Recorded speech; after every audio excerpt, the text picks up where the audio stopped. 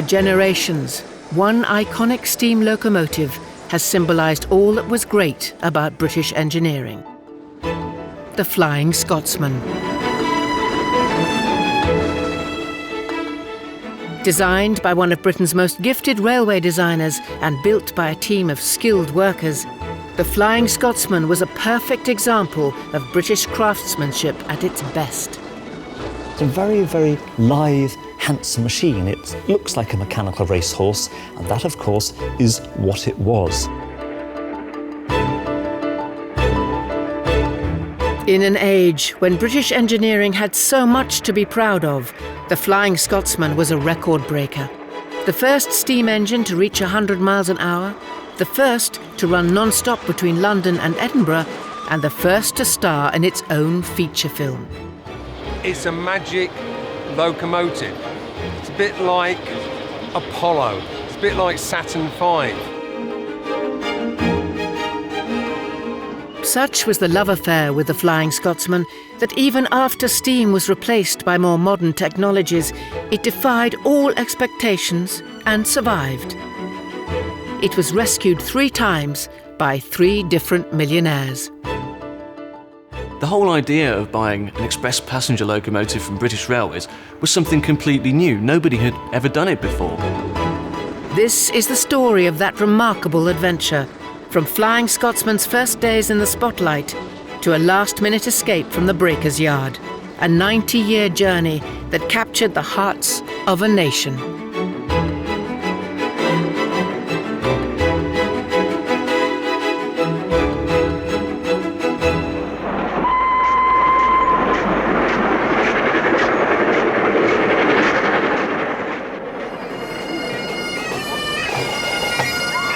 It's spring 2004, and the nation's favourite steam engine is coming home to the National Railway Museum. Crowds of well-wishers have turned out to celebrate. Yeah, when you got home, you were black and covered in soot. Oh yes, you were always... And muck in your eyes. And you could put your head out the window then, you see. And that's what you rock. Yes, you can't yeah. do that now, but you could smell the steam and the smoke. Can you smell that? And go over the bridge and get your knickers all black with soot. It took a massive public fundraising effort to save Flying Scotsman for the nation. More than 6,000 individual donations ranged from children's pocket money to pensioners' postal orders and the deep pockets of Sir Richard Branson. They did it because the Flying Scotsman strikes a special chord with us. For lots of people, Flying Scotsman is a part of what makes them British. For many, it's simply part of the nation's DNA. And it's been like that from the beginning.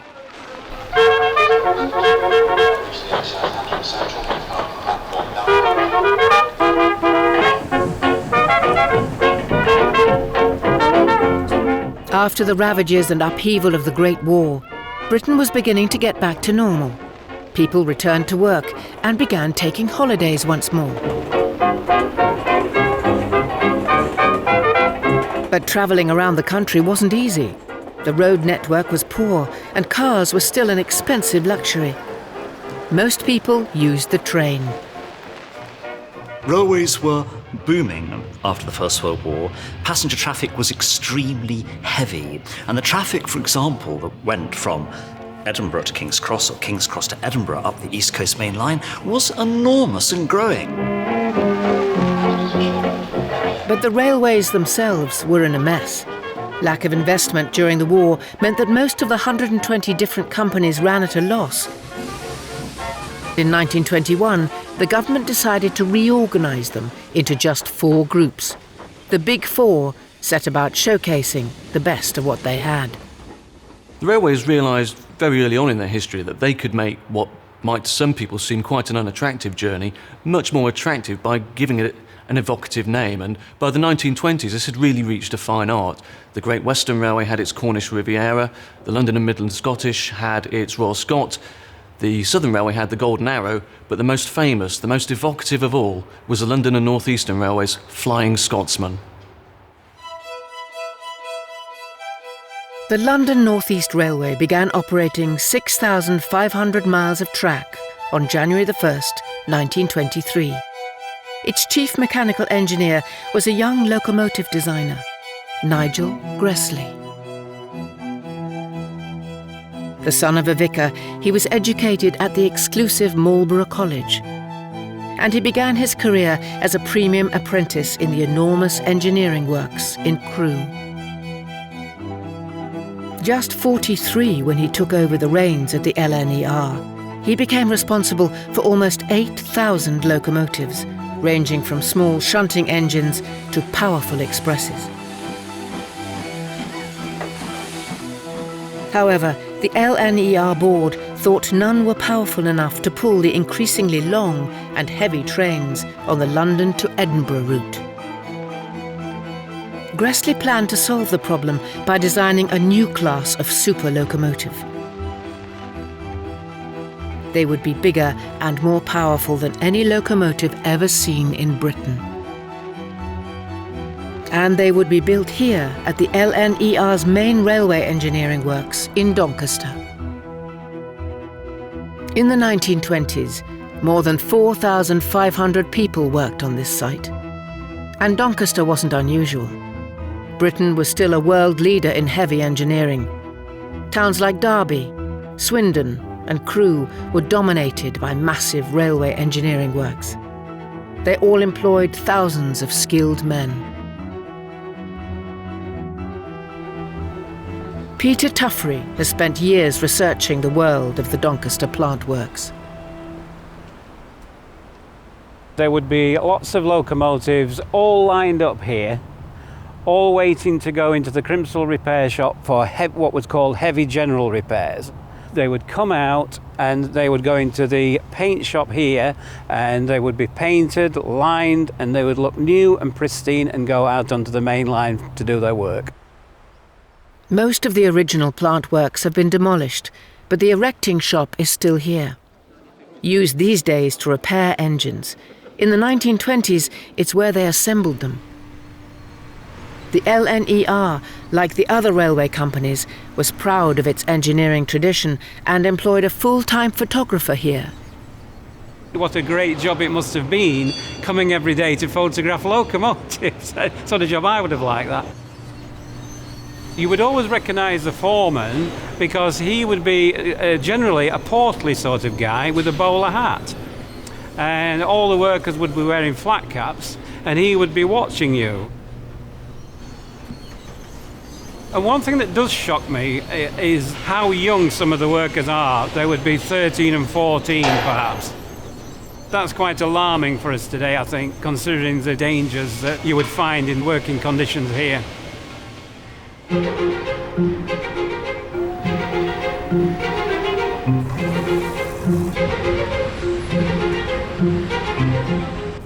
This was where the Doncaster workforce would turn Gresley's designs for the biggest locomotive ever seen in Britain into the real thing.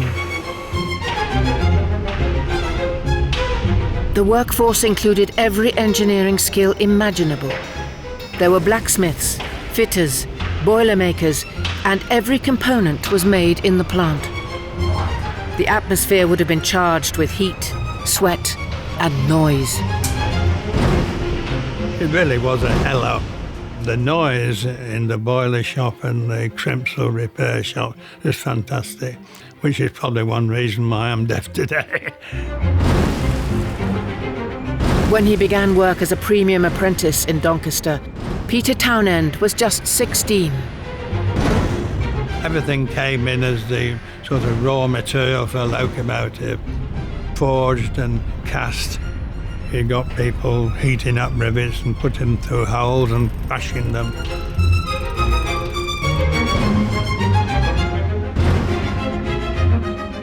It was out of this cauldron of heat and noise that the third of Nigel Gresley's new class of super locomotive emerged on the 7th of February, 1923. Reaction to it, strikingly, from the men is this is colossal. This is an enormous machine. And not only is it enormous, but for the first time, the driver's been thought of, and all the controls are easily to hand. And behind the controls was an enormous firebox with a 40-foot square grate. The scale of the fire it produced made sure the engine could maintain steam pressure over long distances. But it wasn't just size that distinguished this new class of locomotive from what had gone before. The wheel arrangement was completely new. The most powerful locomotives in the LNER fleet had a wheel arrangement of 4 leading wheels, 4 main driving wheels, and 2 trailing wheels under the cab. This 442 wheel arrangement was known as an Atlantic class. Gresley put 2 extra driving wheels in his new engine and an extra concealed piston to drive them. It was called a Pacific class. By February 1923, the 3 new LNER Pacifics went to work pulling the heavy trains on the Flying Scotsman route between London and Edinburgh. The third one of these huge Pacifics that they built doesn't have a name. It runs around the network and it does the normal work that they wanted to do.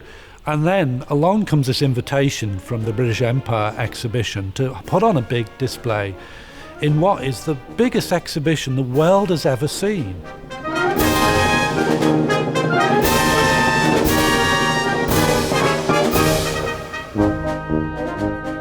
The site of the exhibition in North London was massive. It included a new football stadium, a specially built train link to central London, and the world's first bus station. 56 countries of the empire were represented, and it was opened by King George V on the 23rd of April, 1924. The British Empire exhibition was held 2 years running in 1924 and 1925.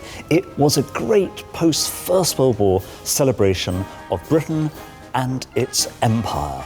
It was a celebration of what the empire could make, including steam locomotives, of course, and over 2 years, millions and millions of people came through those exhibition halls at Wembley.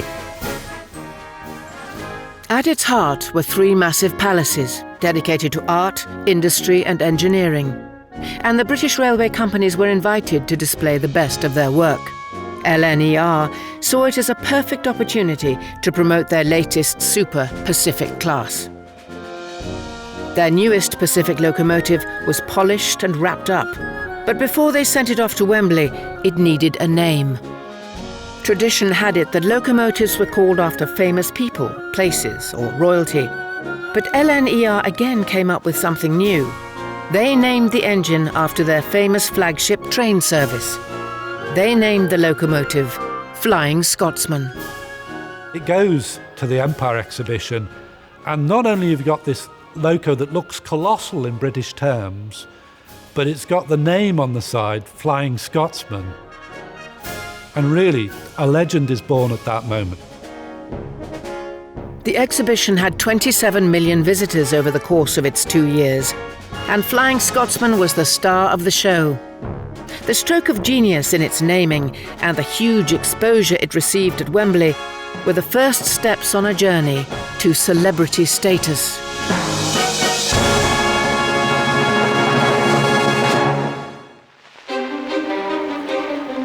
Flying Scotsman went back to the job of pulling trains from London to Edinburgh. But competition for rail passengers was intense, and the LNER was constantly searching for new ways to outdo its great rival, the London Midland Scottish Railway, which ran a daily service from London to Glasgow, the Royal Scot. In 1928, they came up with an idea that would take Flying Scotsman a step further to becoming a legend. It would star in an attempt on a world record. Well, in Gresley's Pacifics, we have, for the first time, locomotives with the power and the stamina to run all the way non-stop from London to Edinburgh. And the marketing department quickly realised this and decided they wanted to make use of that capability. It would be a daunting challenge. No railway company in the world had ever managed to run a train non-stop over 390 miles. But there were aspects of Flying Scotsman's design which would help. The boiler could produce tremendous power. It was large enough to be able to feed 3 cylinders with steam at full pressure and for long periods. The limitations weren't technical. The locomotives could carry enough coal, they could pick up water en route. The problem was that to ask a driver and fireman to run that locomotive all the way from London to Edinburgh was pushing the limits of human endurance if it wasn't downright dangerous. Normally, the train would stop at a station and a second crew take over, but this was different. Because the journey was going to be non-stop, a second crew would need to be on the train from the outset. The problem Gresley had was that you have your first crew here in the cab of the locomotive, you have the replacement crew here in the first coach, and on normal tenders you can't get them across. Gresley's genius was to put a corridor through the tender. He designs this, and famously he checks it out by putting some chairs along the side of his dining room, and one of his daughters discovers him sort of squeezing along, because he's quite a big bloke, squeezing along behind these chairs, and he says, well, you know, if I can get through here, my crews can get through here.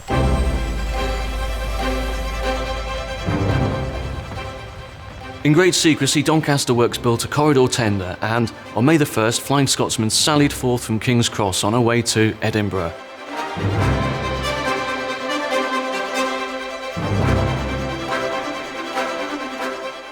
It was a momentous day for everyone. To run non-stop from London to Edinburgh, it's a massive piece of coordination. There's over 200 signal boxes en route. You only need one of those signalmen to pull the signals to red, and you stop. And they don't stop. They completed the 390-mile journey in just over 8 hours, 12 minutes ahead of schedule. It was a world first, and Gresley's stroke of genius was to change the way people travelled, not just in Britain, but across the globe.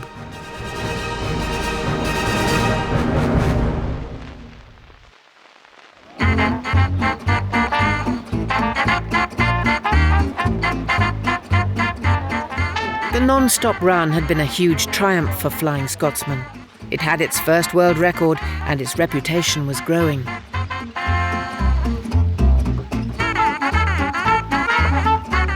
The LNER now began to use it to promote the company's profile as fast, efficient, and forward-looking.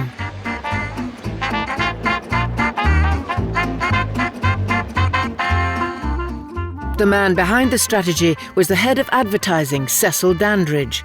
He took up his post in 1928 and set about creating a distinctly modern identity for the company.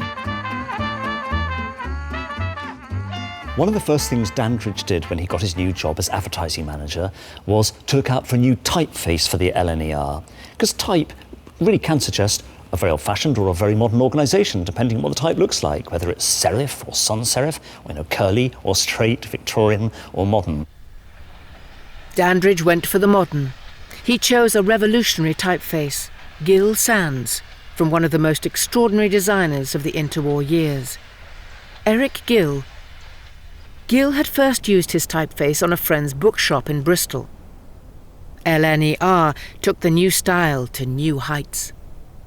I think LNER were making a very bold decision in taking up Eric Gill's very modern typeface, the sans serif. It was like nothing that had been seen before. He was a very strange mixture of the religious and the controversial. He was a risk-taker. He was mad on sex, as one of his friends described him. And by the time that LNER were commissioning Gill, he was pretty notorious in the public domain. Eric Gill's type was so cool, so modern, so clean, so crisp, so dynamic, that Dandridge thought that's the image for a fast railway. It went on its posters, it went on its timetables, it went on its locomotives, it went on its station name boards, and it looked terrific. Dandridge commissioned superb modern posters, artists like Tom Purvis, Fred Taylor, Frank Newbold. These were some of the great poster artists of the 1930s. And if you look at the posters today, the combination of these really clear graphic images celebrating East Coast holiday resorts or the Flying Scotsman train, combined with Gill San lettering, gosh, they look modern even today.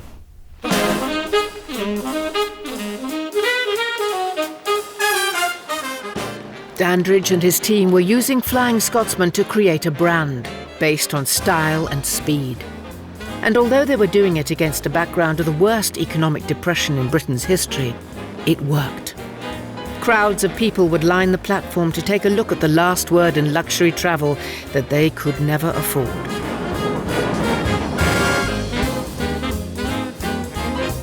It was glamour, style, service. Cocktail bars, cinema, coaches showing newsreels, hairdressers.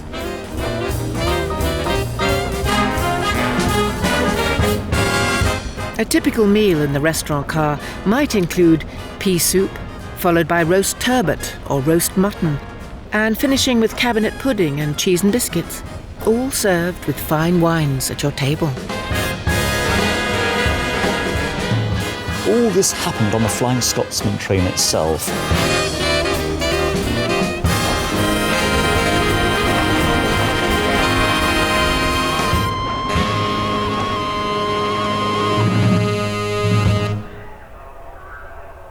By the late 1920s, the public's love affair with Flying Scotsman was well and truly established, and was enhanced in 1929 when the locomotive achieved another first.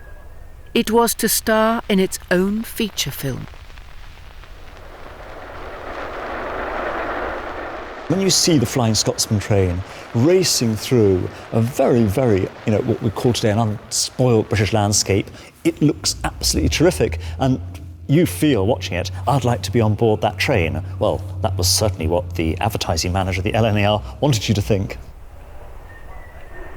What the company didn't anticipate was just how the locomotive was going to be used in the film. The LNER initially give them full access, and they wheel out the locomotive, the Flying Scotsman. And they take over the Hertford Loop to run the train on, so they can do all their stunts and everything else in real time with the real train. Although the LNER aren't too impressed with the actual plot line, which includes at one stage the heroine Pauline Johnson actually climbs out the outside of the train and climbs along the train. It's a scary thing because it's obviously filmed in real time without any stunt people at all. One of the climatic passages of the film is where the fireman who's been sacked clambers over the tender while the train's moving in a bid to knock out the driver. It was hair-raising, it was scary, and it was dangerous to all involved. The focus on the locomotive carries on throughout the movie. Well, the film ends with the driver looking up at Flying Scotsman's nameplate above these huge driving wheels with a tear in his eye, and it goes to show that it wasn't Pauline Johnson or Ray Milland who were the stars of this film, it was Flying Scotsman herself. Old Bob, the driver in the film, is portrayed as having a very human relationship with his engine. But what was it like in the real world? King's Cross driver Ron Kennedy drove the Flying Scotsman regularly in the 1940s and 50s. It was like having control of a massive monster. And if you was a good engineman, and there's a difference between drivers and enginemen. If you was a good engineman, you used to talk to it and it would talk to you. I first met this engine as an engine cleaner. And eventually I'd become a driver and was driving the same engine. You may have the wind against you, maybe rain, and the wind made a difference even to a massive engine like this. But you needed a good fireman to produce the steam because it was a fireman that gave you the power of the steam. And it was controlling the speeds. You had to know the speeds of the track. I mean, it's not, start up and go as fast as you can. There's certain speeds that you're allowed to do. And of course, when we was first working on these things, there was no speedometers. Drivers never had watches to see the time. You had to look at the clock on the station or look at the clock in the signal box as you run past to know the time.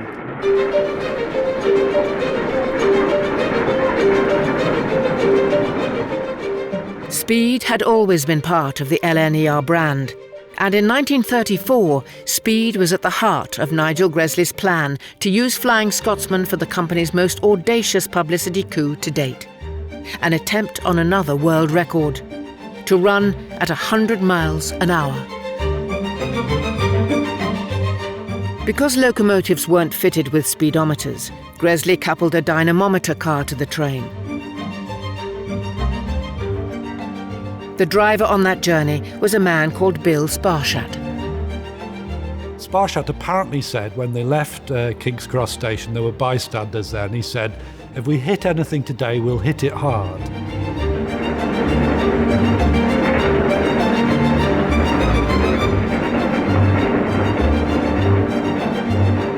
Speed started to rise. 80, 85, 90, 95. And just before she reached the station of Essendine and had to slow down, she reached the magic ton. She was the first steam locomotive anywhere in the world to have verifiably done so.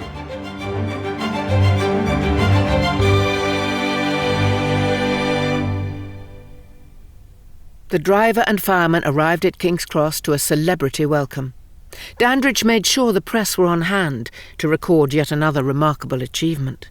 It made the front page of the newspapers. The nation was reading about Flying Scotsman, and the nation was captivated.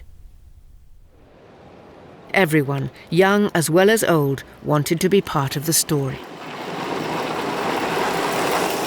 If you're thinking trains and you don't know everything about model railways, Flying Scotsman rings a bell. I've heard about that. That's the set I want, Daddy. It's a magic locomotive. It's a bit like Apollo. It's a bit like Saturn V.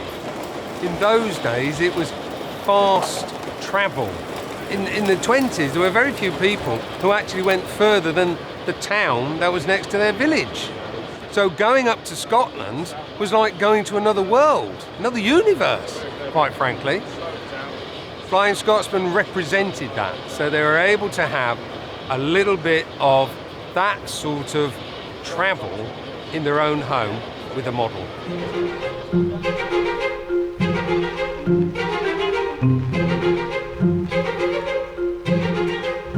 Models of Flying Scotsman helped spread its reputation across the country. Toy manufacturers like Hornby and Bassett-Loke quickly found the Flying Scotsman became their most popular product.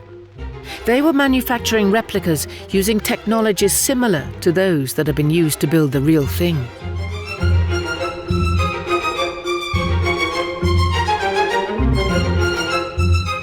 The name Flying Scotsman was everywhere. In just 11 years, it had become a national celebrity.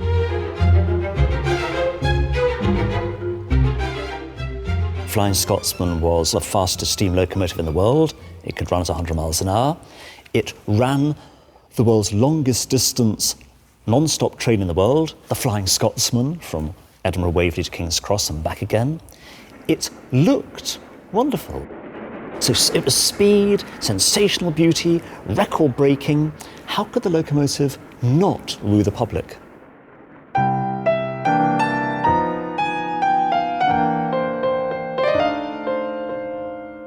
But celebrity status is nothing if not fickle.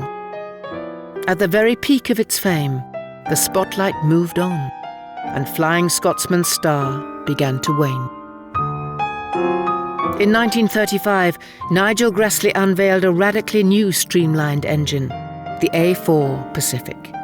3 years later, one of them, Mallard, would run at 126 miles per hour, eclipsing Flying Scotsman's record. But by September 1939, there were more pressing concerns. Britain, once again, was at war. World records and glamorous travel were forgotten.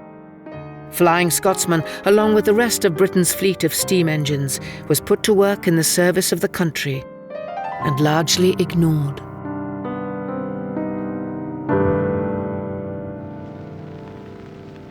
The demands of war put severe strains on the railways, leaving them completely run down. And in 1948, they were nationalised.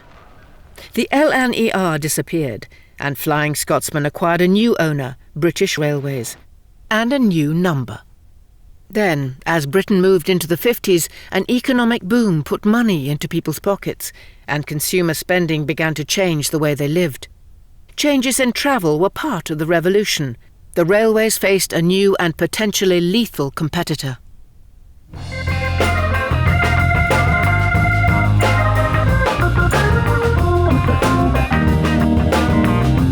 The number of cars in Britain grew from just over 20,000 in 1930 to almost 2 million in 1960.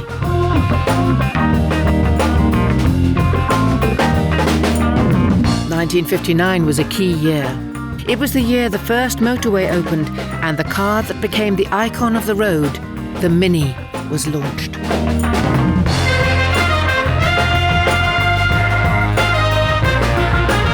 The road offered a freedom that the railway couldn't match. While young people going on holiday in Cornwall in 1929 had to use the train, those in 1959 went on their scooters.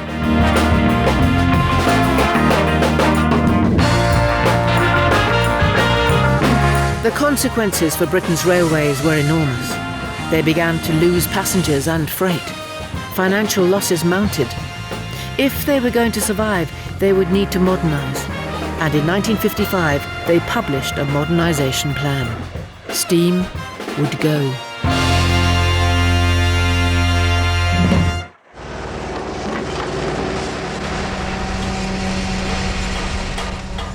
For Flying Scotsman, this was a death sentence. Along with most of Britain's steam engines, it would be scrapped. Towards the end of 1962, British Rail announced that Flying Scotsman would go to the breakers' yard in the new year. The locomotive had been around for 40 years, but this was a defining moment in its history. A group called Save Our Scotsman tried to buy it, but couldn't get near British Rail's asking price of £3,000, £50,000 in today's money. Then at the 11th hour, in stepped a very rich steam enthusiast, Alan Pegler. Alan Pegler was the son of a wealthy industrial family in Nottinghamshire, and from a very young age he was obsessed with railways. And when he acquired a private pilot's licence, aged just 17, he used it to chase trains, always his beloved LNER. In the war, he flew Skua dive bombers for the Fleet Air Arm, and after the war, he found himself trying to run Northern Rubber, his family company, which effectively ran itself, so he found himself in an office, staring out of the window at the railway, with not a great deal to do. Alan Pegler had known Flying Scotsman from the beginning. After the First War, the early 1920s, that engine, Flying Scotsman, was on exhibition at Wembley, and I was taken by an uncle or somebody or other to that exhibition, sat in the driver's seat of that engine, and it was to me a tremendous thrill, and I got a great kick out of all that. Alan Pegler had been involved in railway preservation from the early 1950s. When he heard that Scotsman was about to disappear, he dug deep into his pockets. He bought it. If nobody was going to do anything about it, I wanted to, but it seemed to me to be quite wrong that this famous class of engine should all get scrapped. I can remember when my father bought the engine. I was 9 years old, and he came upstairs and he sat on my bed and he said, "Today I bought a steam engine." And he was sparkling. He really was. It was like a little boy who had just been out and bought a great big toy. The whole idea of buying an express passenger locomotive from British Railways was something completely new. Nobody had ever done it before. It would be like going to British Airways today and asking to buy a jumbo jet off them. It was an astonishing notion, and probably only Alan Pegler could have done it. It was January 1963. In 40 years of service, the nation's favourite locomotive had covered millions of miles pulling an express passenger train, achieved 2 world records, and by the skin of its teeth survived the breakers' yard. Waving it on to the next stage of its career, the crowds must have wondered what Alan Pegler had planned for it. He planned to rebuild the legend of the Scotsman. He began by taking it back to Doncaster and restoring it to its LNER livery. The locomotive went into a shed at the old plant works and emerged 3 weeks later transformed, with its original apple green coat and its old number, 4472. Then he commissioned its portrait. Flying Scotsman is having her portrait painted by Terence Cuneo. This is just a sketch for the oil painting, and Terence Cuneo works from that back in his studio. Looks terrific, doesn't she? She did. This TV programme, narrated by Johnny Morris, one of the 60s most popular voices, showed that Pegler had inherited all the LNER skills in keeping Flying Scotsman in the public eye. He had an agreement with British Rail that gave Flying Scotsman unique access to the rail network. From 1963 until 1968, he used the agreement to the full. Well, very nice to be in on time and greeted by such a good crowd. There is nothing at all in the world like riding on a steam locomotive at speed. I think anybody who's been lucky enough to do it would admit that. He started to send the locomotive on rail tours all over the country, and in doing so, he brought Flying Scotsman to an entirely new audience of people who'd never seen it before. Crowds thronged the line side. People put pennies on the rails for Flying Scotsman to crush. Everyone wanted a memento, everyone wanted to see it. I say, just look at the crowd. It's a bit embarrassing, isn't it, to be gawped at so early in the day? Come on. Let's push on and make way for that ordinary-looking thing that's rattling up behind. All right, we're moving. There's something almost wonderfully comic about Flying Scotsman running on British Railways in the 60s. This engine brought back to its 1920s condition, and it was like, it's like a snub to the Beeching era management, who really were white heat of technology merchants. Flying Scotsman simply defied that, and matters were made worse for the management of British Railways because Flying Scotsman was so popular. You know, you can't turn engines round like you used to. Can't you? No. Turntables are dying out. Oh, because these diesel things can be driven from either end. They don't need to be turned round. Exactly. You know, all the fun is going out of life. I mean, this is one of the railway's best bits of theatre. It's better than the revolving stage at the London Palladium.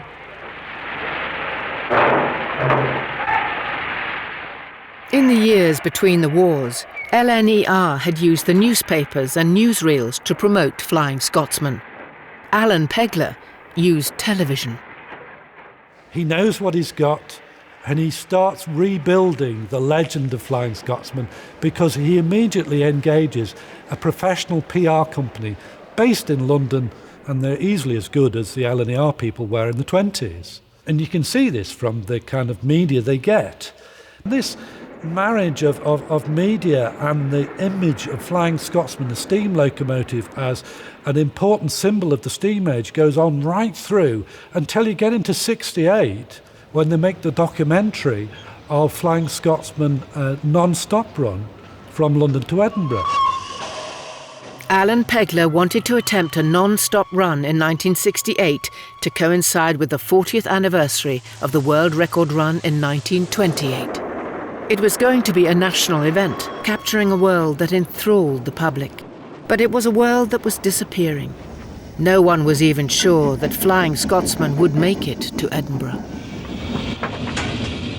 I did it then simply because I had a feeling that it would be impossible to do it if I left it another 10 years to try and do it on the 50th anniversary. And my goodness me, I was right, because there were, at the time we did it in 1968, there were 3 sets of water troughs left between London and Edinburgh. Water troughs along sections of the track were used to scoop up supplies on the move, but they were fast being dismantled. In the event, Flying Scotsman pulled into Edinburgh in under 8 hours. 1968 proved to be a crucial year in the story of Flying Scotsman. Alan Pegler had saved the engine, and with the media in his wake, he'd had a ball taking it around the country. As long as he'd been able to run on the network, he had been able to make money from rail tours. But the agreement with British Rail was about to end. They wanted all steam off the network, including Flying Scotsman. He reasoned that if Flying Scotsman couldn't make money in Britain, he'd take it somewhere it could. He took it to America.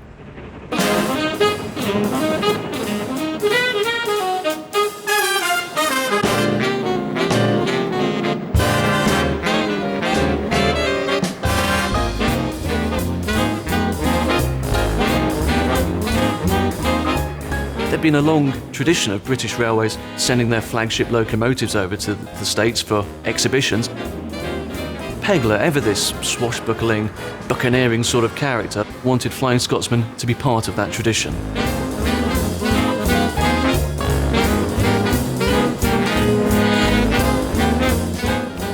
He planned a 3-month tour around the East Coast states and won official support.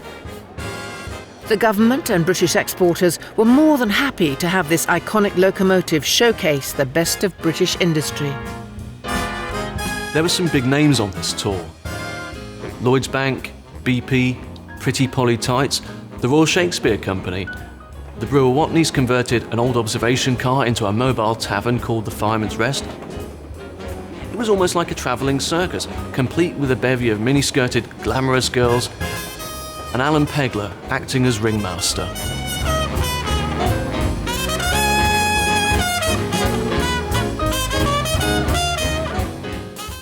Went off in 1969, 25 years old, world's my oyster, had a fantastic time. People didn't travel as much as they do today, so to go on a locomotive, a steam locomotive in America and get paid for it, wonderful.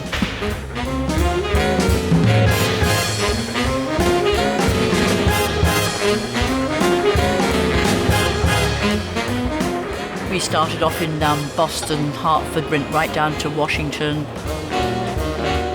Every town we went into, the Flying Scots would come in, blowing toot-toot, blowing steam everywhere. And we had a knight in his armour, and he'd come out and walk along the track. We'd just all march behind him, all in our kilts and our red jumpers and our tam-o'-shans. And it was just like a carnival coming to town.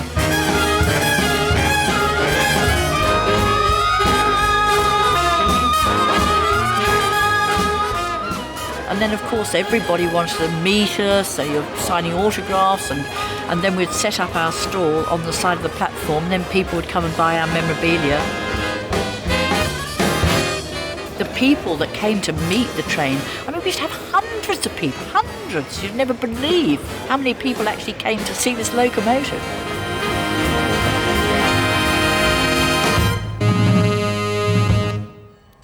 At the end of the tour, everyone flew home, leaving Flying Scotsman itself in storage. The first tour of 1969-70 had proved extraordinarily successful. The businesses had all taken big orders, and despite its high cost, the tour itself had made a small profit. At that point, Pegler could have brought Flying Scotsman home, and all would have been good. But he didn't. He'd been completely seduced by the charms of his engine, and he decided to run another tour in 1972. This time, though, without any official backing. The new government in Britain didn't want the old-fashioned technology of steam to promote a modern 1970s economy. Nevertheless, he carried on. He decided to take the locomotive to the West Coast, but the money was running out. We could only run as an exhibition train. We weren't allowed to carry passengers due to American law. The other problem was of my own making, is that I'd got hooked on driving the blooming engine. I'd got it to America. They'd said, well, you drive it. And I was having a ball driving it. And I thought, well, what the hell if the money's going down the drain? Never get a chance like this again. And I just pressed on. His daughter Penny joined him. She witnessed firsthand the drain on her father's finances. I went all the way around the Great Lakes, all the way across North America and down to San Francisco. But by then, money was starting to run out, so we were not in the grand hotels, and we was in slightly less less expensive hotels, and at the end we were in sleeping bags crossing the Rockies. With hindsight, I would say one was balmy to have gone to America at all at that time. It was just the time when the Americans, were getting up to their necks with Vietnam. It was just the time that the Penn Central Railway was going bankrupt, on whose tracks we were running for the first 600 or 700 miles. And all those things contributed to the fact that life got jolly difficult.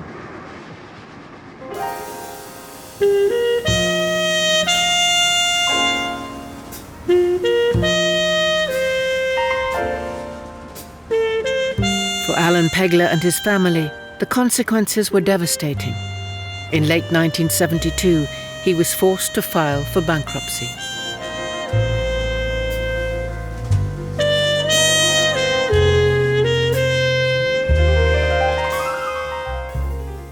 The bankruptcy was a very difficult time for us both, of course. Everything was sealed and then auctioned. Everything went. We had nothing. And my father and I never, ever, ever had cross words about it. I mean, that was what he'd done. He'd lived his passion. It was wonderful. I'd had a fantastic time. We had wonderful, wonderful memories. He'd saved this incredible engine. And that was the story.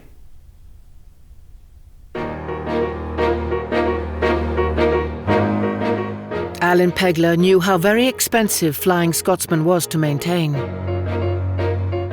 Over the next 30 years, 2 more millionaire owners would discover the same painful lesson.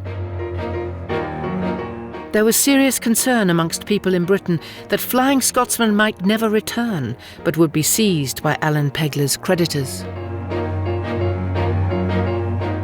It was saved by another wealthy railway enthusiast, William McAlpine. He acted quickly. Helped by the US tour manager George Hinchcliffe, McAlpine paid off the creditors, and by February 1973, he'd got it back to Liverpool. My thinking was that if so many people in this country loved her, that the thing must be able to earn enough money to keep itself. He ran it for more than 20 years, but was acutely aware of the cost of its overhauls.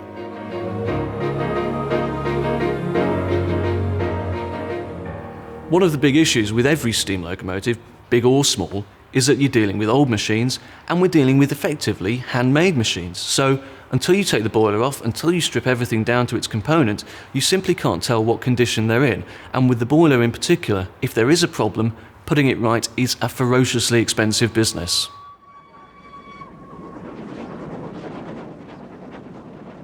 When she's bounding along, she really looks like a living thing. Really is poetry in motion, but she brought responsibilities, you know. I mean, there was always something to spend money on. I'd overhauled her at least twice, and so on. And when you think you've done it, suddenly, oh well, she needs this and she needs that, and so on. And what she needed in 1996 was another major overhaul. Sir William decided he'd had enough, and Flying Scotsman was on the market once more. It was bought by another millionaire, Dr. Tony Marchington, for £1.45 million. Then the bills for its restoration started to roll in. It got a lot darker before it started to get light. Certainly when this restoration cost started ahead to $500,000, then beyond $500,000, 600,000, and then you thought to yourself, where the devil is this going to end? But there's no way out but up, because you can't decide in the middle of restoring a steam locomotive, oh, I've had enough of this, because what you've actually got is worth a lot less than when you started. Not until you get it back in one piece again do you actually see the capital value materialise again.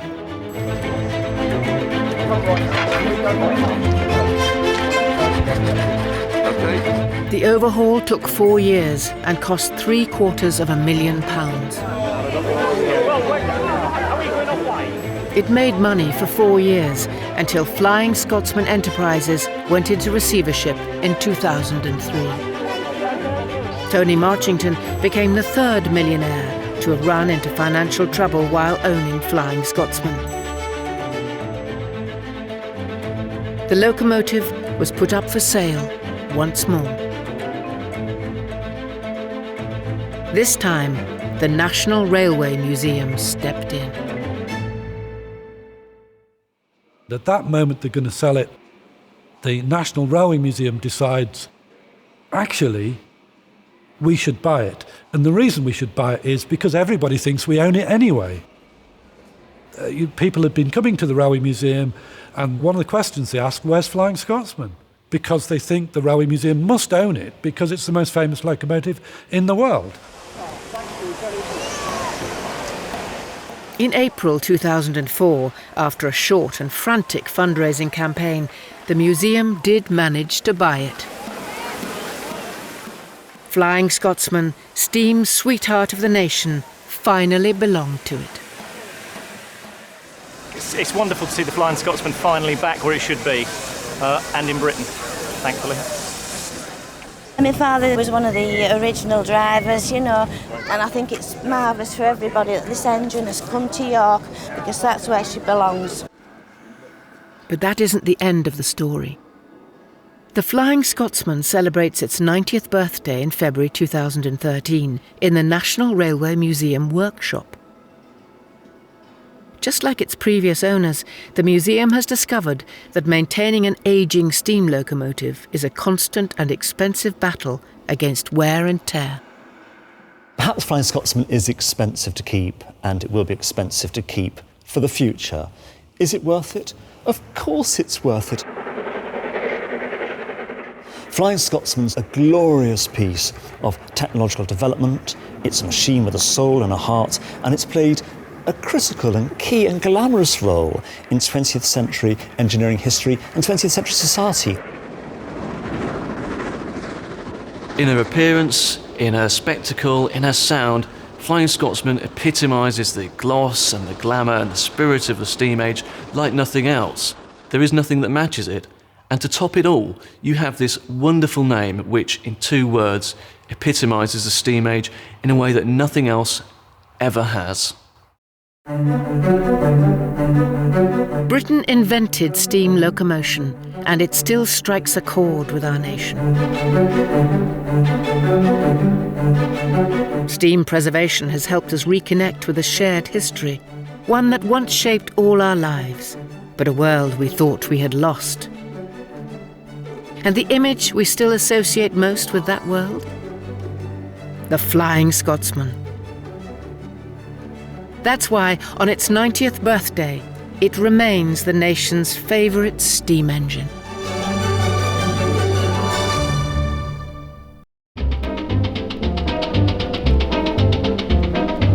I get blue when I hear the wheeze of the choo-choo. I want you to go too with me on the choo-choo. Forget cares and let go of your troubles and blues. Let's be gay on our way, let's get on the choo-choo.